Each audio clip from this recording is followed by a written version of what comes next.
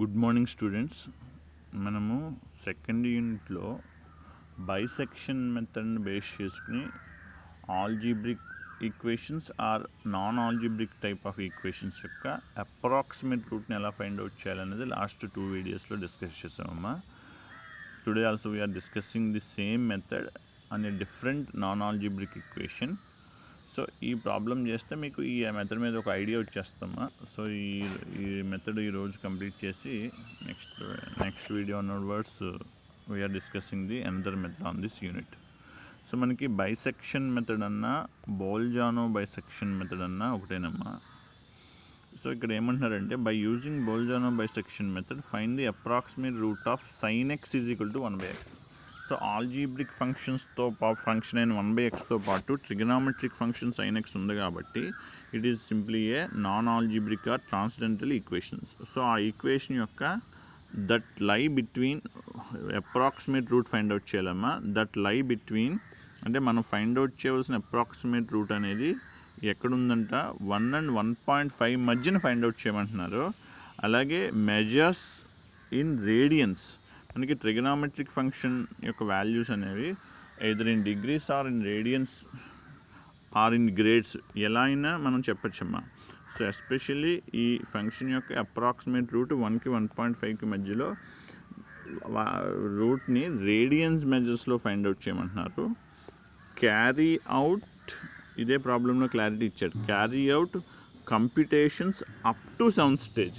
అంటే మనము different sums చేసినప్పుడు 10 స్టేజెస్ చేస్తాం, 5 స్టేజెస్ చేస్తాం, లేకపోతే 12 స్టేజెస్ చేస్తాం. అలా ఎన్ని నెంబర్ ఆఫ్ అప్రాక్సిమేషన్స్ చేయాలి అనేది ఈ ప్రాబ్లంలో క్లారిటీగా మెన్షన్ చేశారమ్మా. అంటే మనం we have to done this process repeatedly up to 7 stages. చూడండి అమ్మ process. So given equation is sin x is equal to 1/x. If you cross multiply this, x sin x transpose 1 minus 1 is equal to 0. This is the given non-algebraic equation. So take that equation as f of x. So substitute x as 1, then 1 into sin x minus 1. ఇప్పుడు trigonometric value యొక్క sin 1 వాల్యూని మనం scientific క్యాలిక్యులేటర్లో measures రేడియన్స్లో fix చేసుకుని then we have to find the sin 1 value. That value as minus 0.1585. It is obviously a less than 0. Another value we have to find the approximate root between 1 and 1.5 కాబట్టి another x value considered as f of 1.5. So f of 1.5 is 1.5 into sin of 1.5 minus 1. If you find that value through scientific calculator, we get this value and it is a positive value. So both of the two functions f of 1 and f of 1 point values are vice versa values. So product is obviously less than 0. So now we have to find the approximate root between these two values. So first approximation value. Let a1 is 1 and b1 is 1.5. Then x1 is equal to 1 plus 1.5 by 2. This is the bisection formula. These two initial values is considered as a1 and b1. So by using this formula we get that x1 or first approximate root value between 1 and 1.5 is 1.25. It is lies between the two values. Again this x1 considered as the approximate root, one of the approximate root. Then we have to find the value of f of 1.25. So if you substitute that f of 1.25 in the given non-algebraic equation in place of x, by using scientific calculator we get that value as 0.1862 and obviously it is a positive value. So now we have the function value f of 1.25. Already we have the values f of 1 and 1.5. So which two functions product is less than 0? If you observe that f of 1 and f of 1.25 function values product is less than 0, then the real root must be lies in the interval 1 and 1.25. మనం first approximation చేసేటప్పుడు ఆ first approximation యొక్క root value అనేది 1కి 1.5కి మధ్యలో ఉంటుందని consider చేసుకున్నామమ్మా. But now approximate root lies between 1 and 1.25 అనే దాన్ని బేస్ చేసుకుని సెకండ్ అప్రాక్సిమేషన్ ప్రాసెస్ మనం చేస్తున్నాం. So this one as consider as A2 and this 1.25 value considered as B2. Then we have to find the second approximation root based on the bisection formula. So average formula, that is 1 plus 1.25 by 2. So finally we'll get x2 as 1.1125 and it is obviously a positive value. So again, based on this x2 value, we have to find f of 1.125. So obviously it is a positive value. So again, f of 1 value and f of 1.125 value product must be lies in the interval 1 and 1.25. అంటే ఆ two functions యొక్క product less than 0 అవుతుంది. మనం find out చేయవలసిన 1కి 1.5కి మధ్యలో ఉండవలసిన అప్రాక్సిమేట్ రూట్ అనేది ఈ కండిషన్ బేస్ చేసుకుని 1కి 1.125కి మధ్యలో ఉంటుందని మనం ఐడెంటిఫై చేస్తాము. Again these two interval values, first value considered as A3 and the second value considered as B3. Then we have to find x3, that is A3 plus B3 by 2. So 2.125 by 2. So it is equal to 1.0625. So f of 1.0625 value find out cheste, it is obviously getting as less than 0.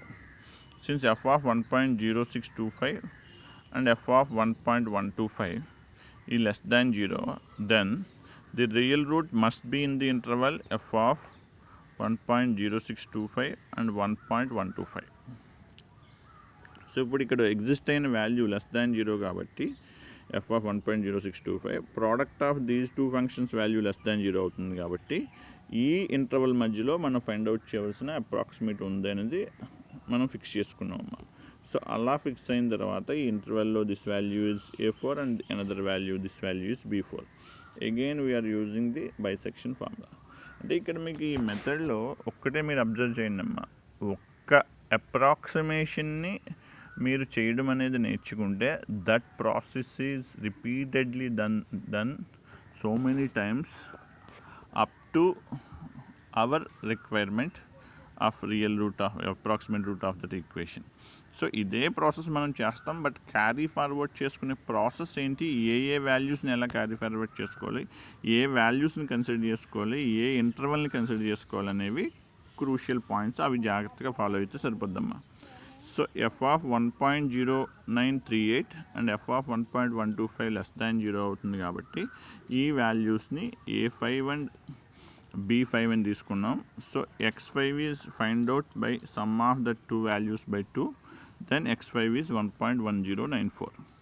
so after finding f of 1.1094, that value is getting as less than 0. so product of these two values is again less than 0. so another approximate root is obviously less in this interval 1.1094 and 1.125.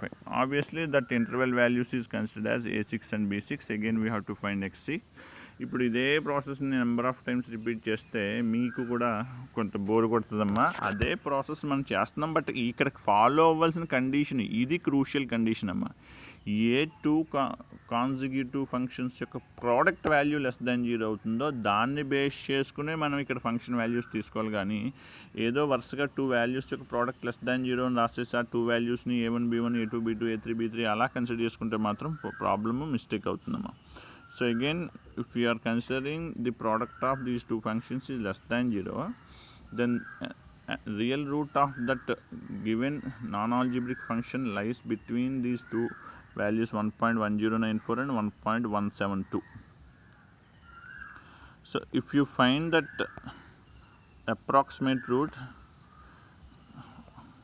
between these two, then these two values is considered A7 and B7. the sum of the two values by 2 will give x7. so x7 value is 1.1133. so finally we have to find the f of 1.1133 as minus 0.0012. so this is also no need here, simply we have to find up to 7 stages.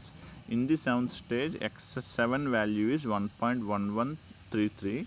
it lies between the given interval values 1 and 1.5. So 1కి 1.5 మధ్యలో so many values ఉంటాయమ్మా. But ఎగ్జాక్ట్గా అది ఇచ్చిన equation యొక్క approximate route అనేది 1.1133 అయిందమ్మా. So this is the bisection method process for another non algebraic equation. So మీకు ఆ మెథడ్ అనేది క్లియర్గా అర్థమైతే అమ్మా, ఇక్కడ మీకు ఇచ్చాను చూడండి అమ్మా ఈ నోట్స్లో. Find the real root of the equation this equation by bisection method. ఈ నాన్ ఆల్జీబ్రిక్ ఈక్వేషన్ యొక్క రూట్ని బైసెక్షన్ మెథడ్ నుంచి ఫైండ్ అవుట్ చేయడం. అలాగే e⁻x - 3x = 0 అనే ఈ నాన్ ఆల్జీబ్రిక్ ఈక్వేషన్ యొక్క బైసెక్షన్ మెథడ్స్ ఫైండ్ అవుట్ చేయడం. రియల్ రూట్ని బైసెక్షన్ మెథడ్ బేస్ చేసి ఫైండ్ అవుట్ చేయడం. క్యూబ్ రూట్ ఆఫ్ 8 మనం square root of 25 find out చేసినట్టే క్యూబ్ రూట్ ఆఫ్ 18 యొక్క రూట్ ఫైండ్ అవుట్ చేయడం.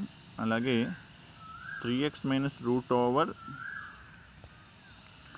+ sin x = 0 అనే ఈ కన్స్టెంట్ ఫంక్షన్ యొక్క రూట్స్ని ఫైండ్ అవుట్ చేయడం. అప్రాక్సిమేట్ రూట్ని బైసెక్షన్ మెథడ్ నుంచి మీరు చేయండమ్మా.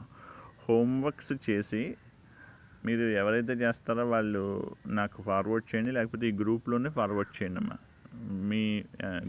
మీ నేమ్ విత్ రోల్ నెంబర్తో మీ హోంవర్క్స్ని ఈ గ్రూప్స్లో ఫార్వర్డ్ చేయండి, నేను వెరిఫై చేస్తాను. అలాగే ఈ ఫంక్షన్స్ ఫైండ్ అవుట్ చేసేటప్పుడు మనం ప్రీవియస్ ప్రాబ్లంలో డిస్కస్ చేసామమ్మా. Find the real root of given equation in the measures of radians అని. అలాగే ఇక్కడ లాగర్థమ్ లాగ్ బేస్ 10 అని అక్కడ క్లియర్గా ఇచ్చారమ్మా. అక్కడ లాగ్ బేస్ 10 లాగ్ బేస్ ఈ కూడా ఉంటాయమ్మా. బట్ అక్కడ ఫంక్షన్ని సైంటిఫిక్ క్యాలిక్యులేటర్ని లాగ్ బేస్ 10లో చేంజ్ చేసుకుని మాత్రమే మెజర్స్ని మనం అక్కడ ప్రాబ్లం చేయాలి. ఇక్కడ కామనే. ఇక్కడ sin x అన్నప్పుడు obviously we can find that function approximate root. Put the scientific calculator in the radians measure. అక్కడ మెన్షన్ చెయ్యకపోతే ట్రిగనామెట్రిక్ ఫంక్షన్స్ ఎక్కడైనా సరే రేడియన్స్లో సైంటిఫిక్ క్యాలిక్యులేటర్ని ఫిక్స్ చేసుకుని మాత్రమే చేయాలమ్మా. మెన్షన్ చేసిన సందర్భంలో డిగ్రీస్గా మార్చుకోవచ్చు. ఎస్పెషల్లీ ట్రిగనామెట్రిక్ ఫంక్షన్స్లోనే క్యాలిక్యులేట్ చేసేటప్పుడు డిఫరెన్సెస్ అనేవి ఇక్కడ వస్తాయి. రేడియన్స్ ఉంటాయి, డిగ్రీస్ ఉంటాయి, గ్రేడ్స్ ఉంటాయి కాబట్టి.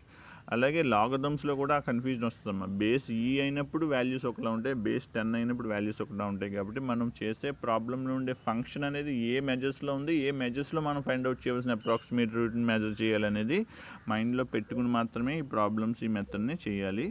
సో వీటి మీద వీడియోస్ మీద మీకు పెద్దగా ఐడియా లేకపోతే క్లాసెస్లో ఇలాంటి క్రూషియల్ పాయింట్స్ నేను బోర్డు మీద ఎక్స్ప్లెయిన్ చేసినప్పుడు మీకు ఒక క్లియర్ ఐడియా వస్తుందమ్మా. But up to know time waste చేసుకోకుండా ఈ మెథడ్స్ మీద ఒక బ్రీఫ్ ఐడియా కోసం ఈ వీడియోస్ చేస్తున్నాను. So thank you. రేపు మనము ఈ మెథడ్ రెగ్యులర్ ఫాల్సీ మెథడ్ అనే ఈ మెథడ్ గురించి నెక్స్ట్ వీడియోలో డిస్కస్ చేద్దామమ్మా. Thank you all of you.